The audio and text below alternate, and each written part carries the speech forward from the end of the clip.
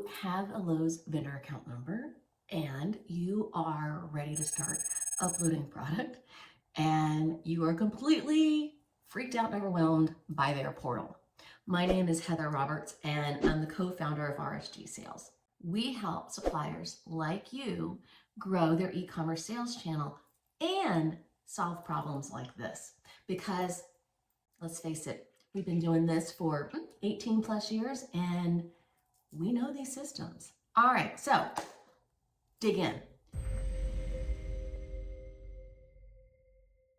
The portal for Lowe's is known to be very challenging and difficult to navigate, especially for bulk uploads. So make sure you bring your patience. Also, there is no dedicated support team, so you must rely on ticket submissions or the help articles to get all of your questions answered. One of the things that I do recommend is really relying heavily on those help articles. Now, here's the thing. Just because it's difficult and it's complex doesn't mean you should just throw in the towel.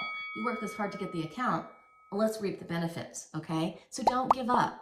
Also, the other thing that most suppliers forget to do, let's say they've gotten through the Lowe's setup on the Lowe's side, but they have forgotten to get items set up in CommerceHub and add the inventory. I mean, that's crazy because where do your orders go? CommerceHub.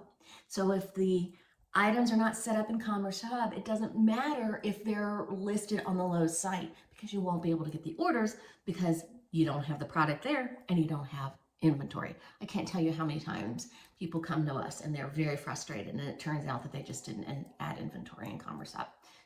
So save yourself the angst and follow these quick little tips, which is be patient, submit tickets, read those help articles, and don't forget CommerceHub.